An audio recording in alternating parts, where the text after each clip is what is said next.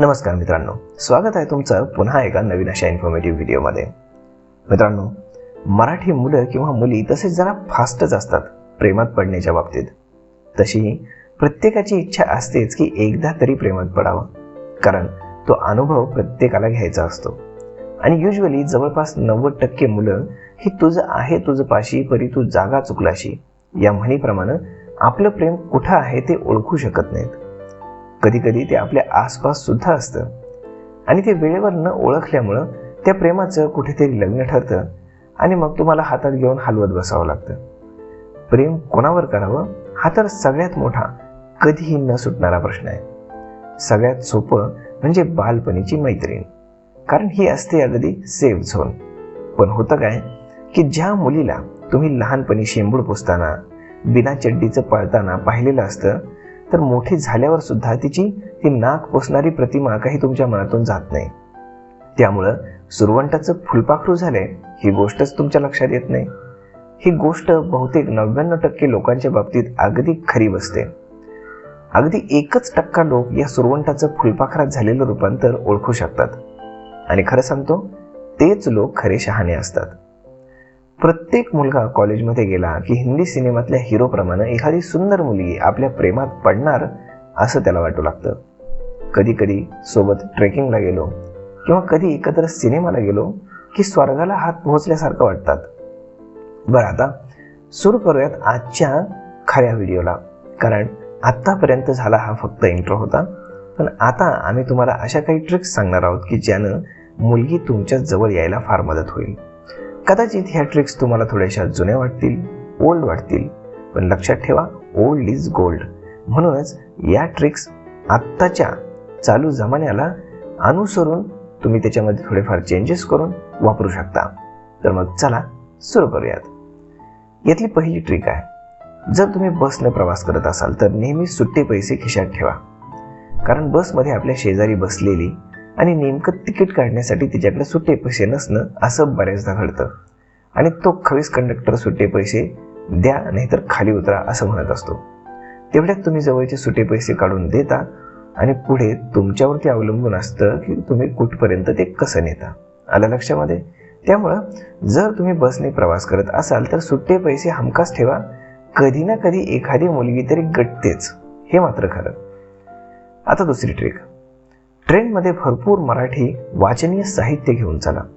नशिबानं समोर एखादी सुंदर मुलगी आली तर ती नक्कीच तुम्हाला अहो ते पुस्तक जरा देता का वाचायला म्हणून मागेल.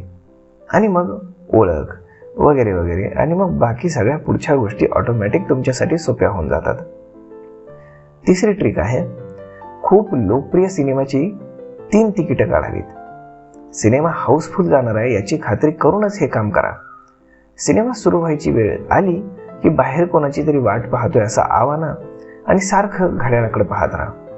हाऊसफुलचा बोर्ड लागला की 2 सुंदर तरुणी ज्यांच्याकडे तिकीट नाहीत अशांना हेरून त्यांना तिकीट आहे का त्याच किमतीत ऑफर करा आणि सांगा की आमचा मित्र यायचा होता पण आला नाही म्हणून देतोय. तर मित्रांनो, ही ट्रिक तुम्हाला थोडीशी जुनी वाटेल, पण जिथे जिथे हाऊसफुल सिनेमा जातो ना तिथे ऑनलाईन सुद्धा तिकीट हल्ली मिळत नाही आणि मग हीच परिस्थिती येते. तर आता इथं 2 तिकीटं एक्स्ट्रा कशाला? तर याचं कारण म्हणजे मुली एकट्या कधीच सिनेमाला जात नाहीत हे लक्षात ठेवा.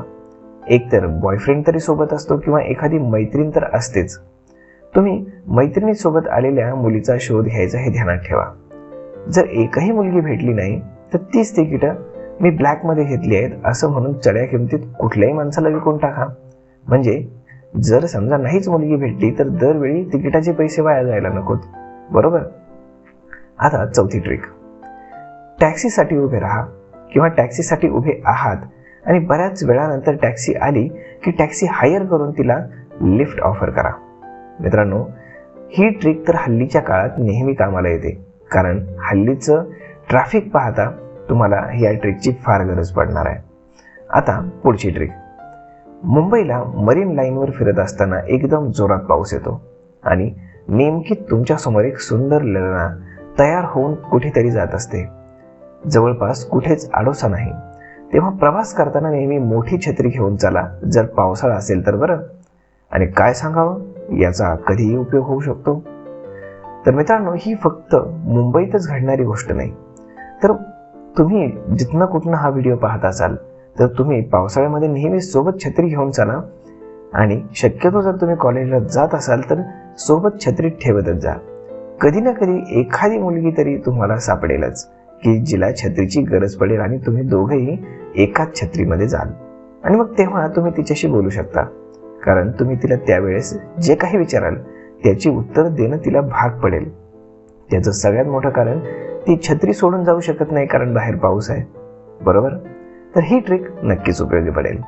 आता 6वी ट्रिक आहे, एखादी आपल्या घरच्या आसपास राहणारी सुंदरी हेरून ठेवा. तिची रोजची प्रवास करण्याची गाडी हेरून ठेवा, आणि तुम्ही पण शक्यतो त्याच गाडीने प्रवास करा. एकदा तुम्ही स्टेशनवरती उतरलात की शेअर रिक्षा वगैरे साठी ऑफर करू शकता. तिच्या येण्या जाण्याच्या वेळाचं पालन करा, म्हणजे पुढे जमण्याची शक्यता जास्त असते. आता या तुम्ही ज्या ठिकाणी राहत असाल, शहरात म्हणा किंवा गावात म्हणा, तर तिथनं जाता येता कशा पद्धतीने ह्या ट्रिकमध्ये तुम्ही चेंज करू शकता हे लक्षात ठेवा, आणि त्या पद्धतीने तुम्ही ती वापरण्याचा प्रयत्न करा. याचा तुम्हाला नक्कीच फायदा होईल. आता पुढची ट्रिक आहे, मुलींमध्ये धार्मिक प्रवृत्ती वाढीस लागलेली आहे, बरोबर. त्यामुळं सिद्धिविनायक, साईबाबा इत्यादी चलतीच्या देवांच्या मंदिरात जाणं सुरू करा. चेहऱ्यावर शक्य तेवढे बावळट भाव ठेवून आहात किंवा राहा. फुलांची परडी घेऊन रांगेत अशा तऱ्हेने उभं राहा की तिच्या नजरेस तुम्ही पडाल. एकदा तिचा विश्वास बसला की तुम्ही इतरांसारखे नाही, तेव्हा हळूच ओळख वाढवायला काही हरकत नाही. अरे वा, तुम्ही पण येता का सिद्धिविनायकाला, असं म्हणू शकता. जागृत देवस्थान बरं का, असं म्हणत मंदिराच्या कळसालाच बघून हात जोडा, आणि पुढचं सगळं तुमच्या हातात आहे, लक्षात ठेवा. तर मित्रांनो, 8वी ट्रिक आहे, गणपती विसर्जन, दहीहंडी असे इव्हेंट्स तर कधी चुकवू नका. अशाच प्रसंगी मुली बाहेर फिरायला खूप पडतात, बरोबर. त्यामुळं अशा वेळेस मात्र त्यांना जास्तीत जास्त लगट करायची नाहीच आहे. त्यांच्याशी बोलण्याचा किंवा आपली ओळख वाढवण्याचा प्रयत्न करा. आता 9वी ट्रिक, टिपिकल मराठमोळ्या मुली या नाटकालाच भेटतात, कारण मुलींना सिनेमापेक्षा नाटक जास्त आवडतं, हे मी अनुभवावरून सांगतोय. इथे पण तशीच 2 तिकिटाची एक्स्ट्रा आयडिया उपयोगी पडू शकते. तर हे फार भारी काम आहे. आता 10वी ट्रिक, दुचाकीवरती लिफ्ट द्या. शक्य होईल तेव्हा मी तिकडे जातोय, चला तुम्हाला सोडू का, असं म्हणून लिफ्ट तुम्ही देऊ शकता. भलेही तुम्हाला तिकडे जायचं नसेल, पण समजा एखादी सुंदर मुलगी भेटली तर गाडीवर बसवल्यानंतर तुम्ही तिला विचारू शकता की तुला कुठे जायचंय, आणि मग ती ज्या ठिकाणाचं नाव सांगेल तर अरे हो, मला तिथेच जायचं होतं, असं म्हणून तुम्ही तिला तिथं ड्रॉप करू शकता, जेणेकरून तुम्हाला ओळख वाढवण्याचा चान्स मिळेल. आणि हल्ली चेहरा ओढणीनं झाकून घेण्याची प्रवास करण्याची पद्धत आहे, त्यामुळे सहजासहजी कुणी ओळखेल याची भीती सुद्धा नसते. मित्रांनो, मुलींचे प्रकार किती असतात. प्रत्येक प्रकारच्या मुलींची मैत्री करण्याचे हातखंडे सुद्धा वेगवेगळे असतात. त्यातली पहिली, स्कॉलर मुली, ज्या केवळ वाचन, अभ्यास यामध्येच इंटरेस्ट घेतात ना. तुम्ही पण 0 नंबरचा चष्मा लावून अभ्यासू आहात असा आवाना, आणि तिला मला ते मेकॅनिकल फार जड जाते हो, किंवा मला ते C++ समजत नाही हो जरा, कारण माझं 12वीला व्होकेशनल नव्हतं म्हणून, वगैरे वगैरे कारणं द्यावीत आणि मदत मागावी. तुम्हाला हुशार मुली नक्कीच मदत करतात अभ्यासामध्ये, आणि एकदा का अभ्यासामधनं ओळख वाढत गेली की मग पुढं काय करायचं हे मी सांगण्याची गरज नाही. आता दुसरी ट्रिक, वाङ्मय प्रेमी, अशा मुली पु ल, वपू अशा लेखकांच्या नेहमी फॅन असतात, हे लक्षात ठेवा. यांना गाठवायचं असेल तर तुमचं पण त्या विषयातलं ज्ञान भरपूर असायला हवं. जर तुम्हाला पण अशा लेखकांच्या किमान काही पुस्तकांची नावं किंवा त्यांचे प्रकाशक माहीत असणं गरजेचं आहे, तरच तुम्ही या विषयावरती त्या मुलींशी गप्पा मारू शकता, आणि नंतर ऑटोमॅटिकच या सगळ्या गोष्टी फिरून प्रेमाकडे येतात. तुम्हाला त्या लेखकांची काही पुस्तकं तरी वाचावी लागतील, म्हणजे कधीही डिस्कशनचा मुद्दा निघाला की तुम्हाला पण थोडंफार बोलता येईल त्या विषयावर. आता या मुलींना कसं, तर अगदी सोपं आहे.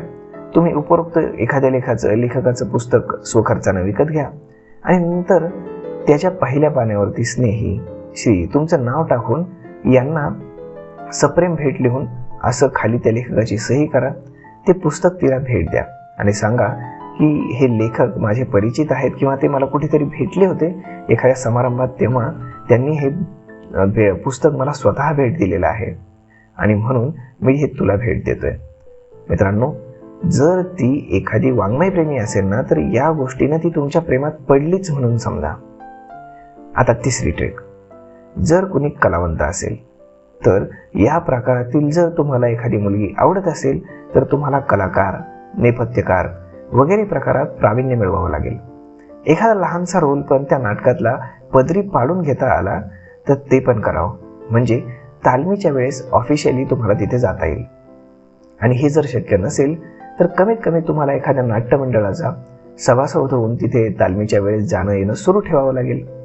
रात्री उशीर झाला तालमीला तर मी घरी नेऊन सोडतो की माझ्याकडे बाईक आहे असं म्हणून लिफ्ट देणं वगैरे, असे बरेच प्रकार करता येतात. आता जो हुशार आहे त्याला याच्यापेक्षा जास्त सांगण्याची गरज नसावी, बरोबर. आता चौथ्या प्रकारातल्या मुली, खेळाडू. तुम्ही 100 पाऊंड वजनाचं किंवा लेंग्याची नाडी न सांभाळता येणारे असाल तर कठीण आहे. ट्रेकिंग वगैरे प्रकारात जर इंटरेस्ट असणं आवश्यक आहे तर ट्रेकला गेल्यावरती आपण कचरा वगैरे कसा आपल्या बॅगेत भरून खाली आणतो आणि मग डस्टबिनमध्ये फेकतो आणि निसर्ग वाचवण्यास हातभार लावतो हे रंगवून सांगा किंवा तिच्यासमोर ते करून दाखवा. आणि लिंगाना सर केला होता ना तेव्हा अशी सुरुवात करा, बरोबर. म्हणजे या प्रकारात मुली लवकर मैत्री करतात, कारण त्यांना ट्रेकिंग वगैरे या गोष्टीमध्ये फार इंटरेस्ट असतो. आणि ट्रेकिंगवरती जास्त बोलण्यासारखं काही नसतंच. तुम्ही काही चित्तथरारक अनुभव रंगवून सांगू शकता, घडले नसतील तरीही सांगू शकता, त्यामुळे तिथे काही चॅलेंज करण्याची गोष्ट नाही. 5व्या प्रकारच्या मुली असतात चित्रपटप्रेमी. अशा प्रकारच्या मुलींची अजिबात कमतरता नसते. विद्वान ब्राह्मणाप्रमाणे कुठल्याही चित्रपटात कोणी काम केलं किंवा संगीत कुणाचं आहे, हिरोच्या लहान भावाचं नाव काय किंवा हिरोईनच्या बहिणीचा वाढदिवस वगैरे तुम्हाला माहीत असणं आवश्यक आहे. चित्रपटातल्या हिरो हिरोईन्सची नावं अगदी संध्येतल्या 24 नावाप्रमाणे पाठ असायला हवीत, बरोबर. तेव्हा केव्हा ही सिनेमा पाहण्याची तयारी आणि एक्स्ट्रा तिकीट यांचा खर्च करायची तयारी ठेवावी लागेल. एकदा खूप गाजलेला सिनेमा जेव्हा रिलीज होतो तेव्हा 2 तिकीटं रांगेत उभं राहून ॲडव्हान्स बुक करून ठेवावी लागतात. आणि तिला पण चलतेस का म्हणून विचारलं तर ती 101% हो म्हणणार याची मी खात्री देतो. त्यामुळे अशा तऱ्हेनं ओळख वाढत राहते. कारण चित्रपटप्रेमी मुलगी चित्रपट पाहायला कधीच नाही म्हणू शकत नाही, आणि तोही नवीन रिलीज झालेला आणि तोही थिएटरमध्ये, तर नाही म्हणण्याचा प्रश्नच येत नाही. 6व्या प्रकारातली मुलगी असते वर्गबहिणी. मित्रांनो, आपली क्लासमेट. हिच्याकडे वर्गातल्या बऱ्याच बांधवांचं लक्ष असतं, तेव्हा तुमचा नंबर इथे लागणं जरा कठीण असतं. पण काही झालं तरी प्रयत्न वाळू जे कण रगडितात तेलही गळे, असं होऊ शकतं. त्यामुळे प्रयत्न सोडू नका शेवटपर्यंत. आता 7व्या प्रकारातल्या मुली असतात शेजारणी. शेजाऱ्यावर प्रेम करा हा येशूने दिलेला संदेश आहे, बरोबर. पण शेजारच्या सुमीची आई पण डोळ्यात तेल घालून तिच्यावर नजर ठेवणं आहे हे विसरू नका. तसं इतर शेजारी पण तुमच्या नव्हे तर तिच्यावरती कायम नजर ठेवून असतात. तेव्हा तुमची प्रत्येक स्टेप ही कमीत कमी 10 लोक पाहणार आहेत असं लक्षात घेऊनच करा. त्यामुळं काळजीपूर्वकप्रमाणे या प्रश्नाचा ध्यास घेतला तर हा प्रश्न सुटू शकतो अगदी चुटकीसरशी.